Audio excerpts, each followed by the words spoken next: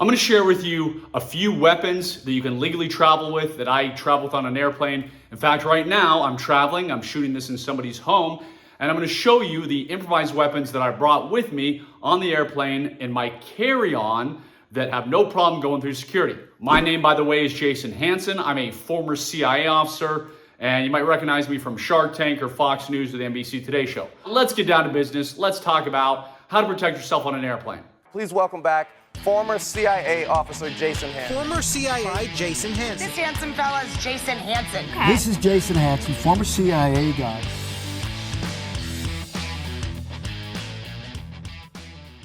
Now, first things first. TSA is obviously not the, how do I say this nicely, the most well-trained and most well-motivated group of individuals. You need to be able to protect yourself on an airplane because it's not hard if you're a bad guy to slip something by for real. True story. One time I was in New York City. I was doing some training there, and it was a knife defense training that I was doing. I was getting ready to head home. I was going to JFK. And anybody that knows, when you're leaving the city JFK, if there's traffic, it can take an eternity. And so I can't remember how long it took, 2 hours or something. And I got to the airport with only a few minutes before it was time to, my plane was gonna board and leave. And I was sure I was gonna miss my plane. Also, because I was doing a knife defense class, I had a ton of knives with me. And they were in my checked bag, which I was gonna check. So I run to the checkout baggage place. There's a huge line, and I'm like, crap. There's no way I'm gonna be able to make this. So then I just say, screw it, and I start running to TSA pre-check, and I'm reaching in my bag, trying to throw knives away, and of course I can't find half the knives in there and everything. And so I get to TSA pre-check, I go through, and I put my bag through security, and the guy says, hey, you've got some knives in here, you're not allowed to have them. I said, yeah, I know. He goes, we're keeping these 2 knives, you can go back and check them, or else we're gonna keep them. I said, well, because I'm being honest, you found 2, I actually have 5 knives in there. So they took all 5 knives, I told them to throw them away, and I made my plane, thankfully. So again, you gotta know how to defend and protect yourself on an airplane because not hard to get stuff through. The items that I'm gonna talk about and what I flew with this time, since I'm traveling, are nothing illegal, so it's not like you're taking a knife or anything big deal like that. Let's start with the first one, very, very simple one. I'm gonna bend down and drop one of them, is a flashlight. I'm a huge fan of flashlights. I'm a flashlight junkie.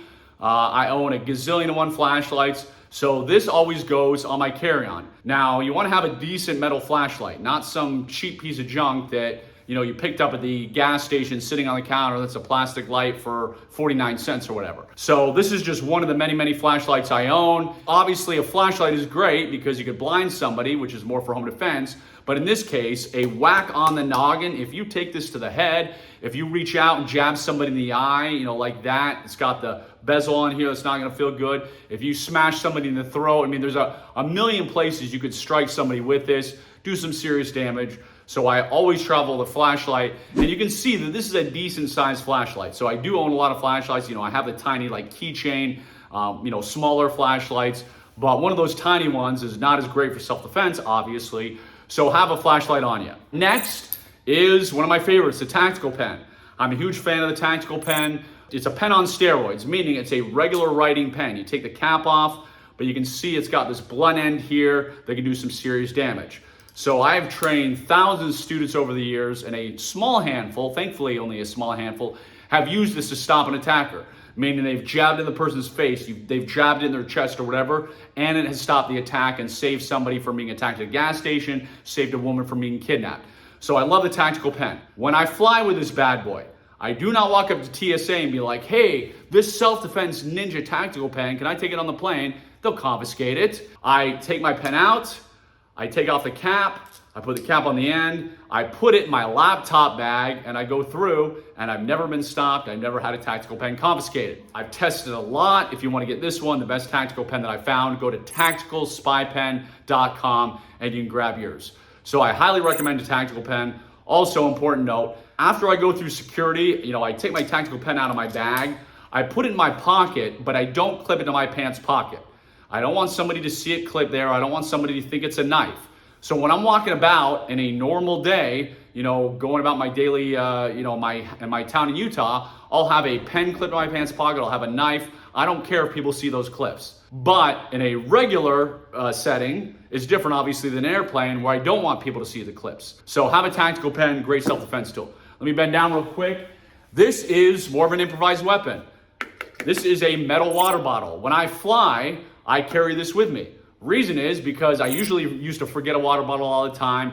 I would get to the airport and end up paying like $7 for a bottle of water. And I did it all the time because I forget. So now I carry this with me. This obviously, as I said, metal. You could smash somebody in the face. You can use this to whack them, similar to the flashlight. You can come out and jab somebody in the throat. Not gonna feel good. And these you can obviously easily get through TSA, so a good improvised weapon. Another one, to come here, I needed to shoot some videos, various videos, including this YouTube video, but I brought my tripod. It is a collapsible tripod. It fits in my carry-on luggage. The tripod, that's a stick, that's a baton, that's a club.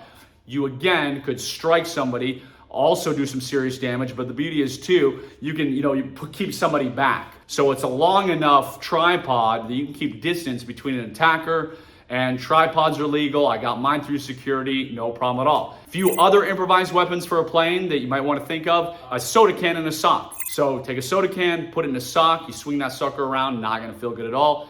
We do some training with that. We obviously don't use a soda can, but even by putting tennis balls in there or whatever, the beauty is you can whack hard and it spins around, meaning even if somebody puts their arm up, the sock will spin around and you'll still hit them, do damage. And we obviously train, as I said, with tennis balls, but if you have a soda can in there, not gonna feel good. Also, I know people that bring change. So they'll bring a bunch of quarters, a bunch of pennies, and then they'll put the pennies in a sock once they get through security.